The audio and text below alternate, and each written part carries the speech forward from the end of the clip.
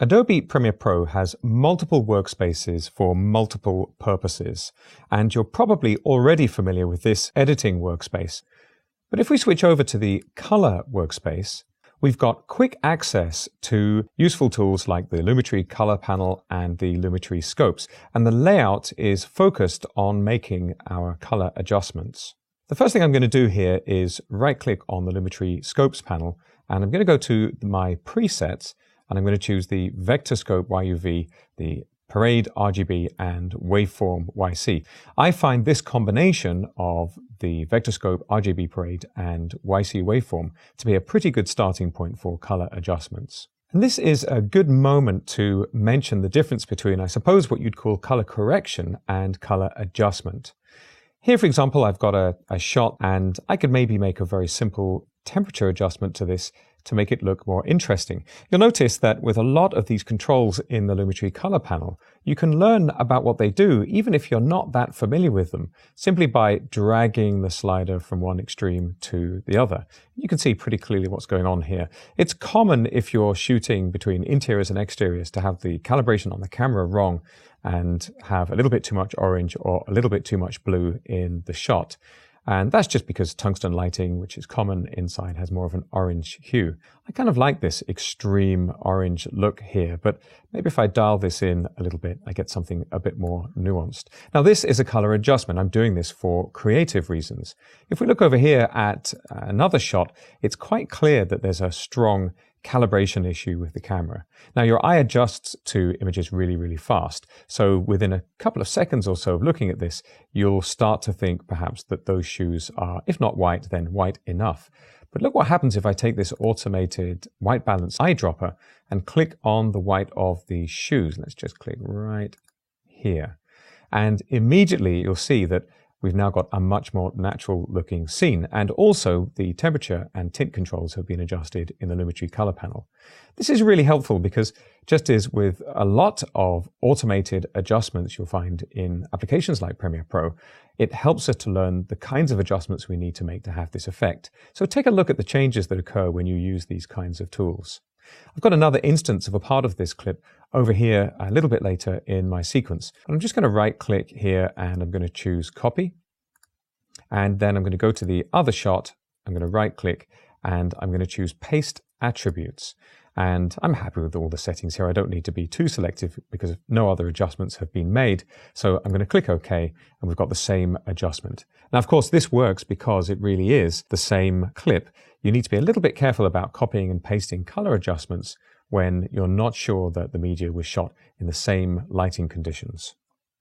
While your eyes have probably adjusted to this shot already, and it looks like it has a reasonable level of contrast, if you look over here at our waveform, we can see actually there's very little contrast in the shot.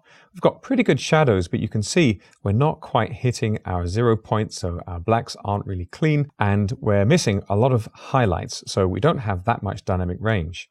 If I want to, I can just crank up the exposure a little bit to pull this into the mid-tone range, and then increase my contrast, and you can see the effect this has on my waveform. You can see it's now pulling down the shadows a little and extending the highlights. That hasn't done really enough for me. You can see we've topped out at 100% in the contrast, and I'd like a little bit more. So I'm going to pull down my blacks. This is the darkest part of my image. There we go, really strong dark shadows. And I think I'm going to pull down the shadows here as well. This isn't the fully dark pixels, it's the kind of mid-range darks. And I think we're a little heavy on the color saturation. We're getting a lot more color having lifted the Luma. So I'm going to pull that down a little bit. And this gives me an interesting result. I'm getting a lot more of that green, but I'm also getting strong shadows and highlights.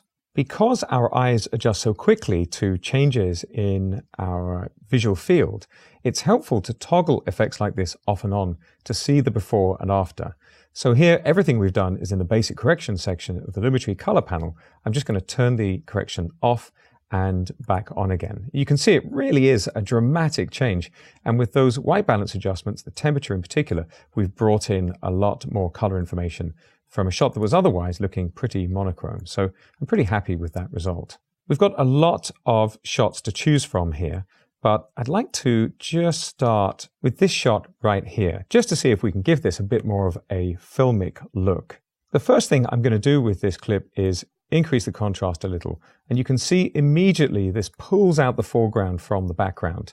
And this is simply because the foreground elements are a bit brighter, so they get even brighter relative to that dark background. The dark pixels get even darker, and we get this much greater sense of depth information in the picture. I really want the shadows to stand out, so I'm going to pull down the black level here. Let's just pull this right down so I get strong, deep shadows. You see these dark areas in the trees. And I'm pretty happy with the highlight level because a lot of this is skin tone, and we can see from the waveform that we're already pretty high up there. We're hitting about 70 or 80 IRE, and that's enough for skin tones. We don't have any specular highlights here to worry about. Now I'm going to go to the creative section of the Lumetri color panel, and I'm going to resize a little bit. I'm going to pull this over so we get a larger preview of the creative looks that we can apply.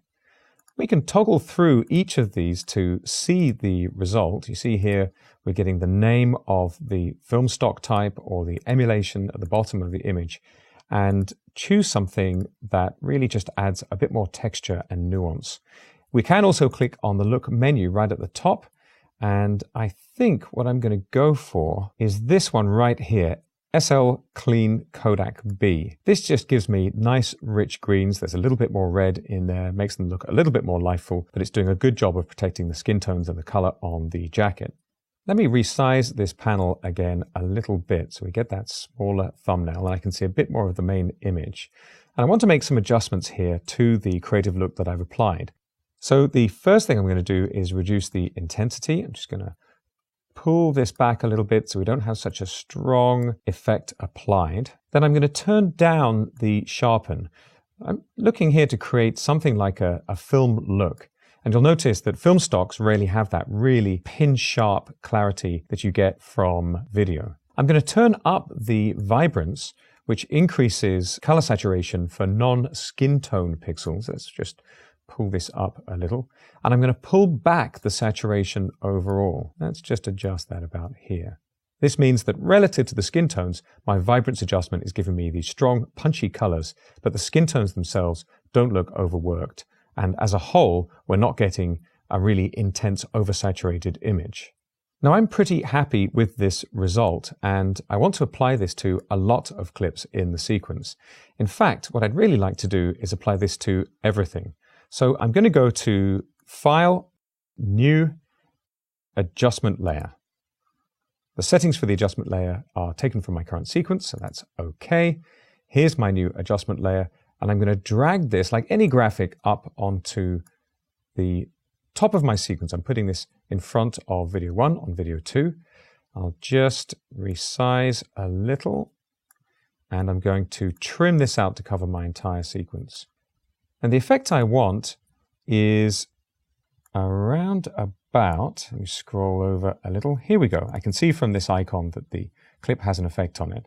I'm going to select this clip. I'm going to go to my effect controls, and I want to move this effect from the individual clip to the adjustment layer that covers the whole sequence. And I'm going to be pretty lazy here. I'm going to select the effect, and I'm going to choose copy. That's Control C here on Windows. That'll be Command C on Mac OS. Now that I've copied that effect to the clipboard, I'm going to select it and hit backspace to delete it.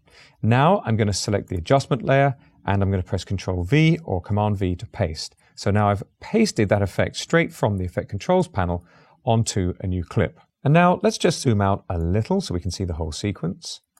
If I click through a few of these shots, we can see that this has given us a really strong, nuanced look for a lot of our media. And I think the next thing is going to be to apply a little bit of a vignette. And the reason we use vignettes for film looks is because, particularly in the old school days of cinematography, we tended to get a little darkening around the edge of the lens caused by just the amount of glass and the way it was seated inside the casing, particularly for longer lenses. So I'm just going to increase the amount of vignetting on here. I'm going to feather this quite a bit because I don't want it to be too intense. And again, if I turn this off and on, there's the clean version, there's the vignetted version. You can see that even with quite a subtle effect, it creates this much more filmic look. If you apply these simple adjustments, pull down the shadows, increase the contrast a little, start with a creative preset look, and make adjustments from there, you can get some powerful and nuanced results. So that's making adjustments to your video footage to make it look more like film in Adobe Premiere Pro CC.